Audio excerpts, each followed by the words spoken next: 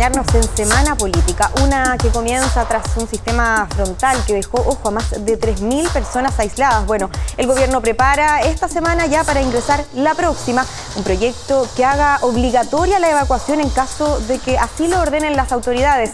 Será un día lunes con foco en la Corte Suprema. La segunda sala deberá resolver la contienda de competencias en el caso conscriptos de Putre. Es decir, definirá si será la justicia militar o la justicia civil la que lleve la causa por la muerte del joven de 19 años Franco Vargas. En paralelo, se espera que el ministro de Justicia se reúna con el presidente del máximo tribunal para abordar, entre otras materias, el debate por el nombramiento de jueces. Bueno, desde Barcelona, tras haber llegado a un acuerdo judicial con el socialista Fidel Espinosa, reapareció el exministro Giorgio Jackson. En Tele 13 Radio dijo que es un paso adelante y defendió el rol de RD en el caso Democracia Viva. Noticias que vamos a analizar porque sin duda marcarán la semana política.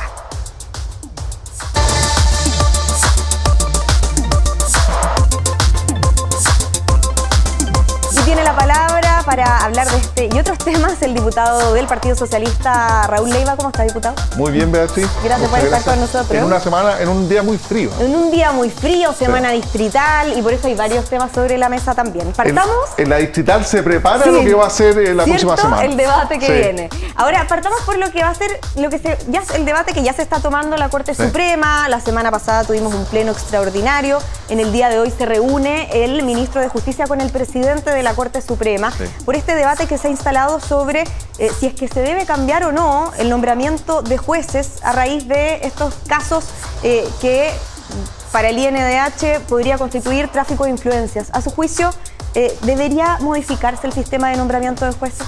A mi juicio hay dos temas. El sistema de nombramiento de jueces y de auxiliares de la Administración de Justicia lleva mucho tiempo y requiere algún tipo de modificación. Respecto a los auxiliares de Administración de Justicia, eso está en tercer trámite constitucional en el Senado.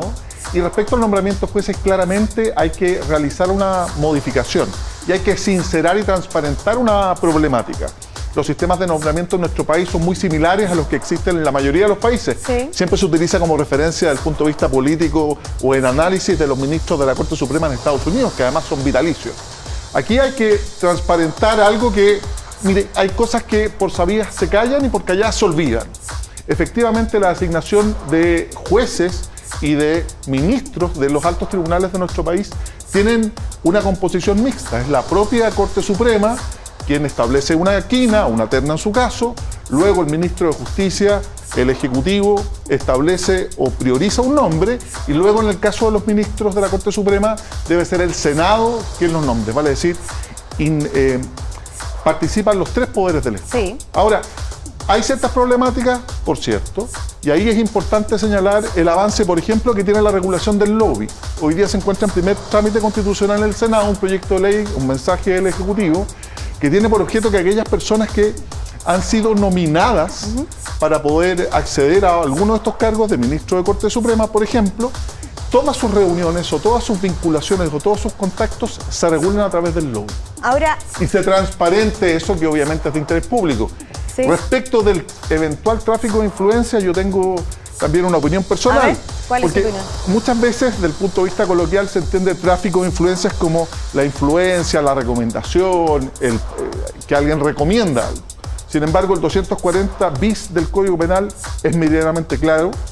Es aquel funcionario público que influye directa o indirectamente en un tema que tenga interés respecto de otro funcionario público. O sea, en la especie, en el caso de, en mi opinión, en el caso, por ejemplo, de Mario Desbordes, la querella no corresponde porque él, como sujeto activo de este delito, no era funcionario público al momento en donde se desarrollan estos chats que están en la opinión pública, que son de público conocimiento.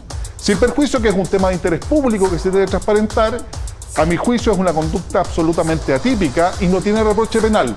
Puede tener un reproche de cualquier naturaleza, ético, corresponde, no corresponde, pero sí es importante que las instituciones de nuestro país se hagan cargo de una realidad por dos temas. Porque ese 240 bis, primero, es entre funcionarios públicos, que en este caso el señor Desbordes no lo era, y en segundo lugar, dice relación con operaciones o contratos que tienen algún fin económico. Ese es el fin del 240 bis. En este caso, ¿se equivocó entonces el Instituto Nacional de Derechos Humanos? Yo coincido con el ministro de Justicia, nos ordena que esto es apresurado. Si uno analiza la querella incluso del Instituto Nacional de Derechos Humanos, tiene algunas deficiencias de forma, incluso al invocar la propia ley, en donde le atribuye el 240 bis, se refiere a la 19.646, siendo que es la 19.645. Uno ahí entiende lo apresurado, porque ni siquiera se analiza la participación activa que pudo tener alguno de los querellados, sin perjuicio que es innominada, en esta acción. Yo creo que el objetivo era otro. ¿Cuál era el objetivo? Porque Mario Desbordes acusa un tema político, un activismo judicial. Usted no lo descarta. En ese caso en particular, yo creo que ¿Pero cuál era el objetivo? Yo creo que la estrategia judicial que tuvo el Instituto Nacional de Derechos Humanos era inhabilitar en esta causa que tiene vista hoy día en la segunda sala de la Corte Suprema respecto de la contienda de competencia al caso conscripto, claro, valiéndose a la ministra, de su calidad de querellante en el caso topógrafo, lo que hace es tratar de inhabilitar. De hecho, lo hace el propio Instituto Nacional de Derechos Humanos, solicita la inhabilidad, es negada esta recusación amistosa que realiza la ministra y efectivamente hoy día se debiera ver ese caso, que es importante señalar que sin perjuicio de la contienda de competencia que existe entre la justicia civil, el Ministerio Público y la justicia criminal, militar, hay sí designado una ministra en visita, del punto de vista de la justicia militar, que ha seguido realizando las diligencias pertinentes, incluso la reconstitución de escena, pero eso lo vamos a ver el día de hoy. Ayer en Tolerancia Cero, la directora nacional del Instituto de Derechos Humanos dijo que fue un error, admitió que fue un error quizás no ampliar una visión a una cuestión más política. ¿Usted concuerda con eso? ¿Sabe lo que pasa? Yo creo que el Instituto Nacional de Derechos Humanos tiene una esencia fundamental. Entonces, en este caso, si bien es cierto la enumeración que realiza la Ley del Instituto Nacional de Derechos Humanos no es taxativa, sino que meramente enunciativa, dice relación con conculcar garantías individuales. Y a mi juicio, temas como este de corrupción podrían habilitar para que esté legitimadamente activo el instituto para querellarse en todos los procesos criminales que digan relación con corrupción. ¿Para qué los vamos a enumerar? Creo que no es de la esencia del Instituto de Derechos Humanos. Sí como querellante en el caso topógrafo, porque claramente se conculca ahí no solo la inviolabilidad de las comunicaciones, sino que la intervención o que afecta a la libertad de prensa. En ese caso sí. En este caso en particular, yo coincido con el ministro de Justicia, que además es mucho más experto que yo, que varios en derecho, en materia de derecho, particularmente en derecho administrativo, y creo que no hay ningún tipo de delito en ese sentido. Ya, lo quiero llevar a otro tema, vamos a analizar varios temas. Otro de los debates que sin duda también se ha tomado la semana, esto que se ha instalado de la narcopolítica, tras las declaraciones de la alcaldesa de Providencia, Evelyn Matei. ¿Usted comparte que la narcopolítica es una realidad, como dice quien hoy figura como la principal carta que tiene el gremialismo para la presidencial? Si usted me permite, Beatriz, yo en estos temas prefiero ser mucho más alaraco que mantenerme en el tema. El tema de la corrupción llegó y efectivamente la infiltración que puede tener redes de crimen organizado, narcotráfico, en el ámbito político e institucional es muy grave y hay que verlo siempre con mucha preocupación y siempre tratando de ir antes. Ahora, efectivamente han habido casos, sí, que involucran no solo a políticos, sino que también hemos visto, lamentablemente, y se ha actuado a mi juicio de manera correcta en la persecución, fiscales, jueces de otra manera involucrados. Lo importante es que si uno tiene algún antecedente específico, más que una opinión, también tiene que hacerlos llegar, porque los funcionarios públicos tenemos la obligación de denunciar aquellos hechos que revistan caracteres de delito de los cuales tomemos conocimiento conforme a la ley. Ahora, la alcaldesa ha dicho que está el caso de San Ramón, llamó al gobierno, de hecho, a escuchar denuncias que se han realizado por parte, por ejemplo, de los alcaldes de La Granja, de La Pintana, respondió eso, y también hace pocos minutos, de ahí si nuestra directora nos puede contar lo que dijo, porque hace pocos minutos habló, le respondió al subsecretario del Interior. ¿Pero usted comparte entonces que sí existe una narcopolítica en nuestro país? No, sí existen casos puntuales, pero respecto de los cuales debemos actuar con la mayor celeridad y con la mayor rigurosidad, porque este es un tema muy complejo, no solo en la legislación comparada, sino lo que hemos visto en detrimentos del desarrollo institucional en el mundo y particularmente en Latinoamérica relacionados o vinculados al narcotráfico o al crimen organizado en general. Hay que ser muy riguroso.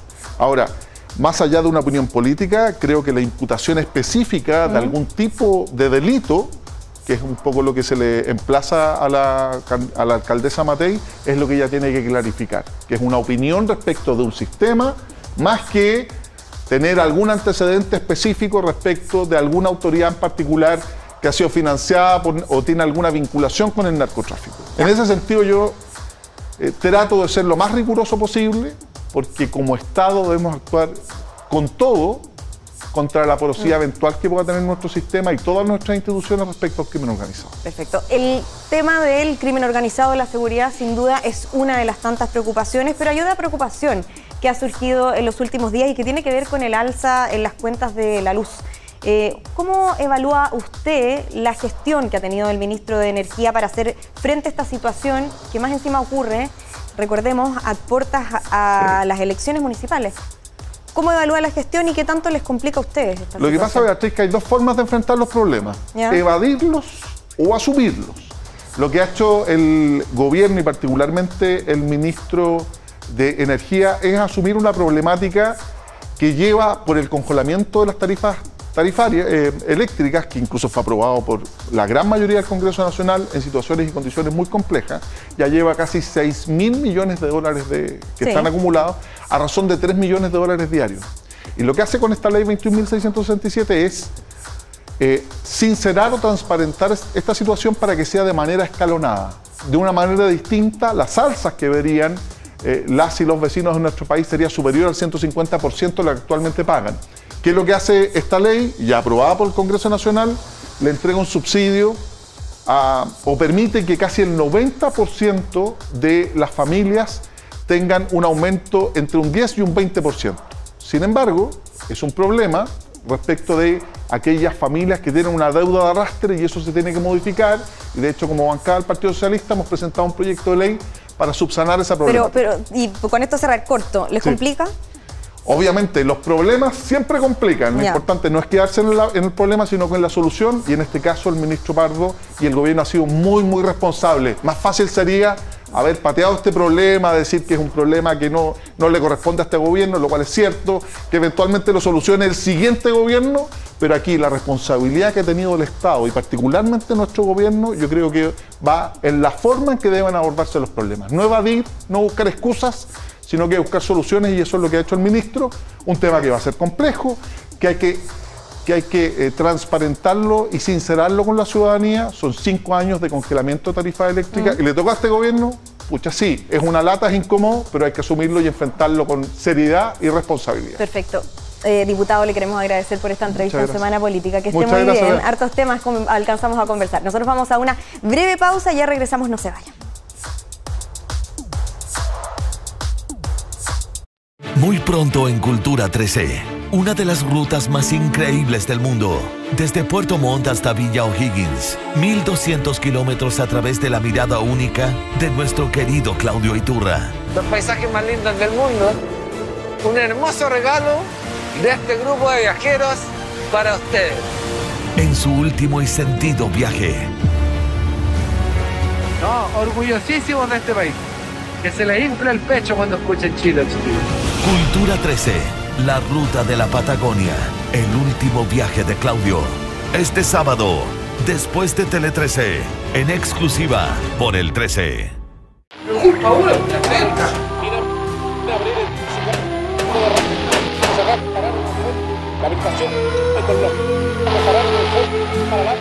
Pero don Carlos, no se descargue con la tele.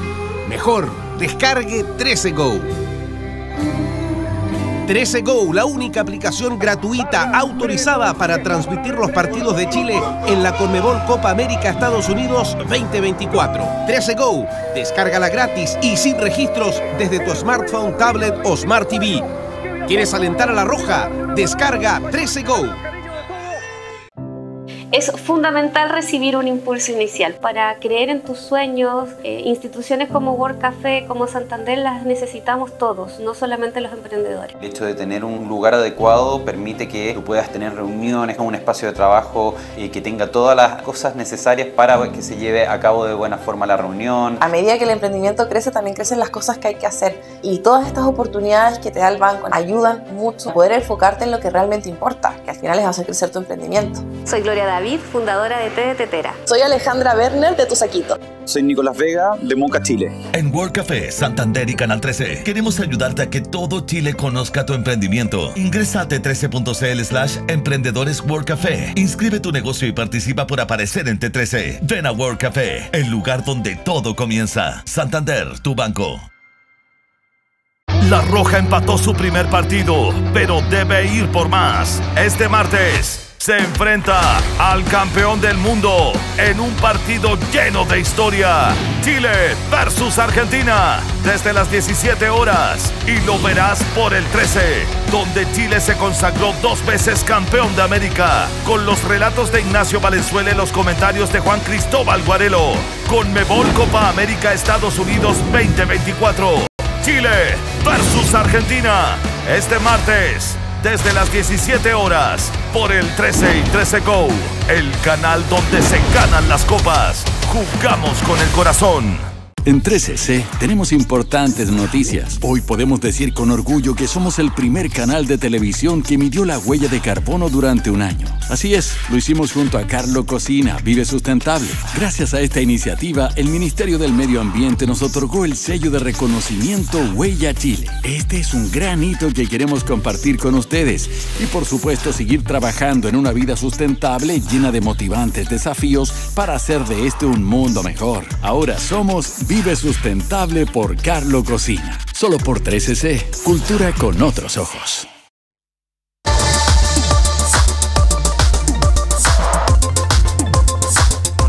Y tras llegar a un acuerdo judicial con el senador Fidel Espinosa en el marco del denominado caso Democracia Viva, reapareció el exministro Giorgio Jackson en una entrevista en Tele 13 Radio.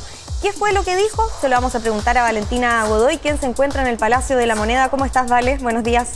Hola, Bea, buenos días. Recordemos que esto fue todo un tema cuando Giorgio Jackson presentó estas distintas acciones judiciales, por ejemplo, en contra de diputados de la UDI por asociarlo a un delito específico, también contra un empresario y además contra el senador Fidel Espinosa, esta demanda por injurias y calumnias después de que el parlamentario, a través de sus redes sociales, planteara que Giorgio Jackson era el líder de la banda, esto asociándolo a este robo de computadores que se dio en el Ministerio de Desarrollo Social, donde una persona se habría hecho pasar por Giorgio Jackson para poder ingresar a las oficinas, robarse estos computadores, y todo esto además en medio del caso Convenios y de los cuestionamientos que habían hacia la figura de Giorgio Jackson y en general las distintas figuras de Revolución Democrática por este caso, más allá de que tuvieran o no una vinculación directa con este hecho. Hizo harto ruido la decisión de Giorgio Jackson de tomar estas acciones judiciales porque desde la oposición planteaban que esta acción, del que en ese entonces ya era ex ministro de este gobierno, no ayudaban a la posibilidad de que el Ejecutivo lograra acercamientos con la oposición, por ejemplo, para la reforma a las pensiones y otras iniciativas. Lo que decía hoy, esta mañana, Giorgio Jackson en Tele 13 Radio es que también el paso del tiempo dio cuenta de que su salida del gobierno no ayudó necesariamente a poder avanzar en las reformas o al hecho de que la oposición fuera cediendo en ciertos temas cuando se acusaba que de alguna manera la figura del exministro de Desarrollo Social era un tope para llegar a acuerdos o para generar acercamientos. Así es que eso es también parte de las reflexiones que hace hoy Giorgio Jackson, que de alguna manera reaparece en esta entrevista en Tele 13 Radio con algunos triunfos o logros o avances judiciales en el bolsillo, por ejemplo, este acuerdo en el que se sella con el senador del Partido Socialista Fidel Espinosa, que había publicado en redes sociales que Giorgio Jackson era el líder de la banda en el caso Convenios. Se acordó que él iba a borrar este tuit y por lo mismo, de alguna manera, Fidel Espinosa ha retrocedido en algo sus dichos. Vamos a revisar lo que dijo sobre este tema el exministro Giorgio Jackson, quien, recordemos, no está en Chile, está él trabajando en España, en Barcelona en particular, y lo que ha dicho también uno de los implicados en este caso y con quien llega a acuerdo finalmente Giorgio Jackson. Hablamos del senador del PS, Fidel Espinosa.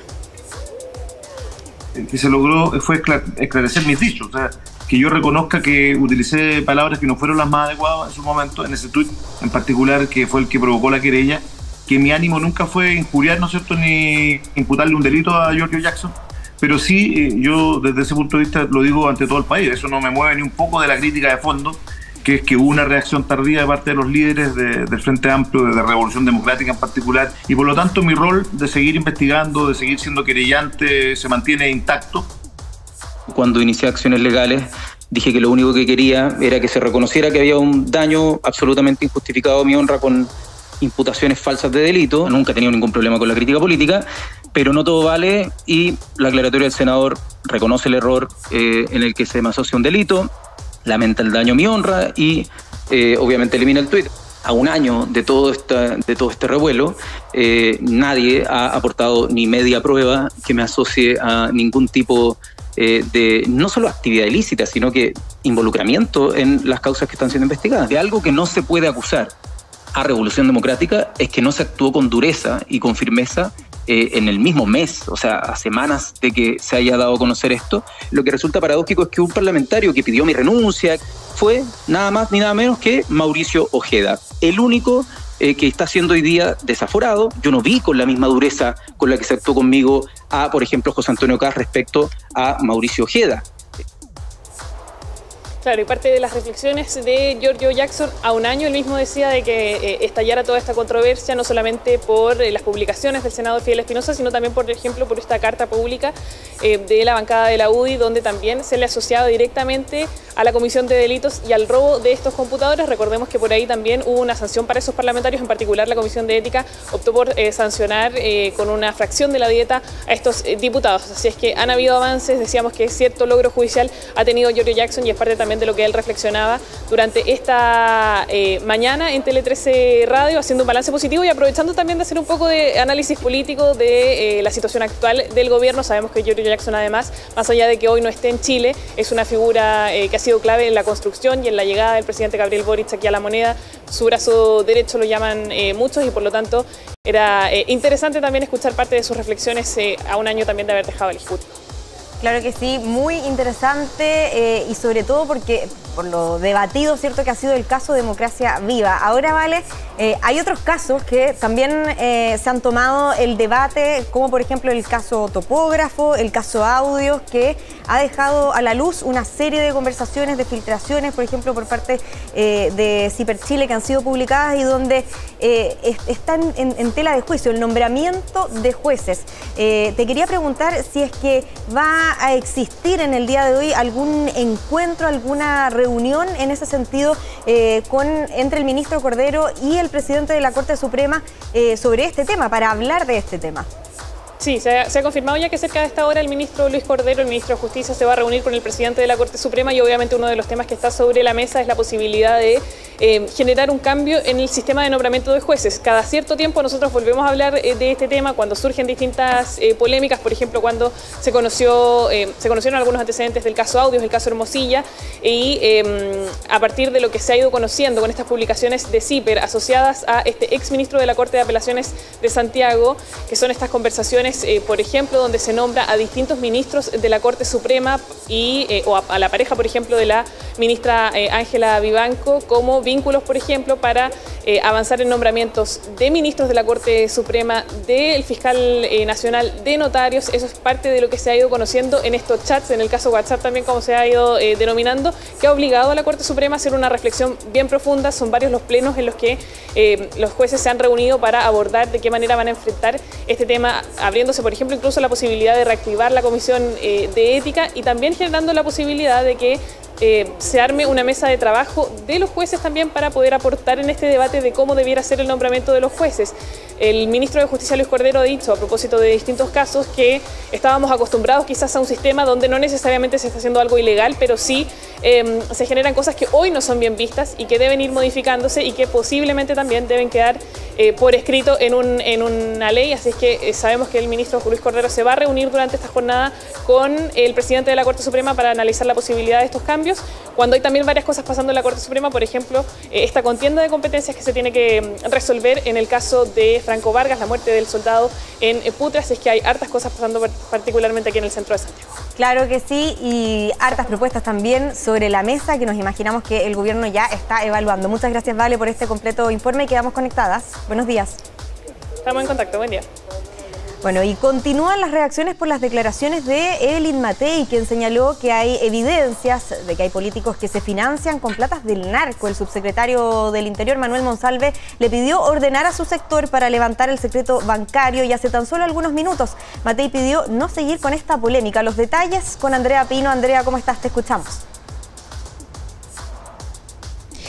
Lejos de terminar esta controversia entre el subsecretario del Interior y la alcaldesa de Providencia, hoy la alcaldesa Matei respondió largamente a todas estas declaraciones que se han hecho en los últimos días. Le respondió directamente al subsecretario Monsalve, quien sostuvo, entre otras cosas, que cuando no hay evidencias, las denuncias no son serias, y quien también emplazó a su vez a la alcaldesa de Providencia y le planteó la siguiente pregunta: si estaba dispuesta a levantar el secreto bancario. Dijo en esa oportunidad el subsecretario, dado que se está tramitando el proyecto de inteligencia financiera y en uno de sus artículos, dijo el subsecretario, se permite levantar el secreto bancario, un tema muy importante para luchar contra la corrupción. Sin embargo, dijo Monsalve, la derecha se ha opuesto a esta propuesta del Ejecutivo. ¿Qué dijo la alcaldesa? Llamo al subsecretario a dejar de polemizar con esta alcaldesa, entre otras cosas, porque también sostuvo que bajo ciertas circunstancias muy específicas, si es que se diera ese escenario, su sector estaría dispuesto a levantar el denominado secreto bancario. Vamos a revisar parte de lo que respondió hoy la alcaldesa a propósito de estas declaraciones cruzadas que ha tenido con el subsecretario del Interior. Si no son capaces de hacer nada con respecto de criminales que nosotros habíamos detenido y que les entregamos todos los antecedentes, no vengan hoy día a pedir más datos, igual no hacen nada con ellos. Claro, nosotros estamos dispuestos a levantar el secreto bancario, pero no se lo vamos a dar a un director del Servicio de Impuesto Interno que puede hacer lo que quiere. Y que si no hace lo que le gusta al gobierno, lo remueven. Me llama la atención esta urgencia que tienen el gobierno de tratar de polemizar conmigo. Entonces yo llamo al subsecretario Monsalve, que es el más serio de ahí, que se deje de polemizar y que realmente nos preocupemos del tema principal. Del ministro de Justicia, la verdad es que es más difícil esperar que realmente se ponga serio, pero por lo menos de Monsalve lo esperaría.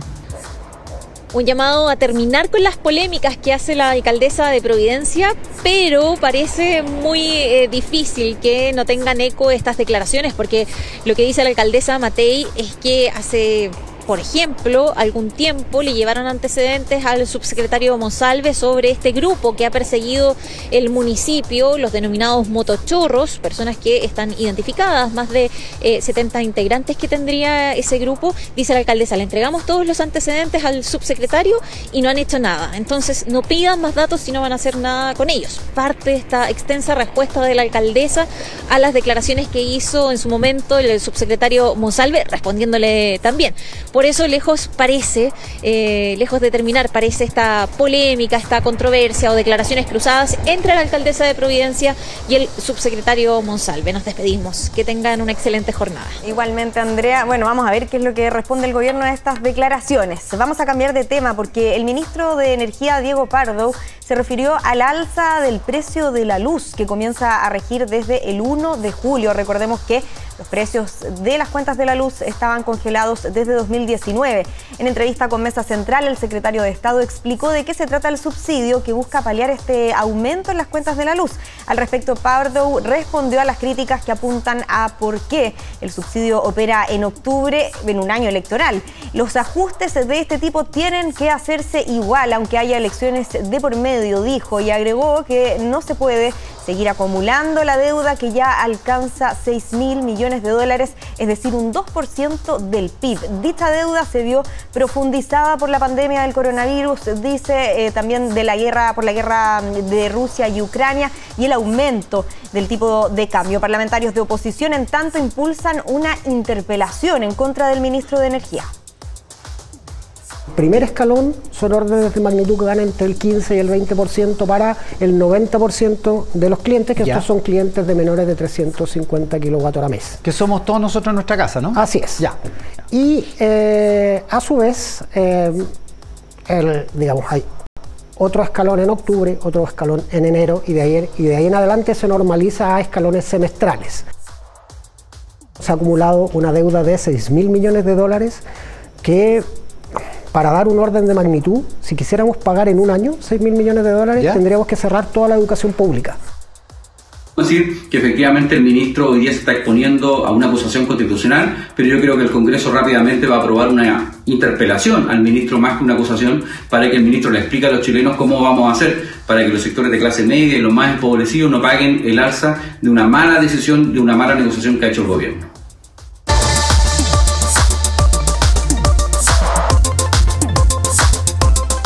Tienes que saber, una nueva encuesta CADEM registró una nueva alza en la aprobación del presidente Gabriel Boric, la que llegó a 36%. Además, la percepción de que Chile va por buen camino mejoró esta semana 9 puntos, registrando un 38%. El mejor resultado desde septiembre de 2022. Los detalles los puede revisar, por supuesto, en nuestro sitio t13.cl. De esta manera nos despedimos de Semana Política, pero no se vaya porque viene muchísima más información a través de la señal de T3 en vivo. Que tenga un excelente día.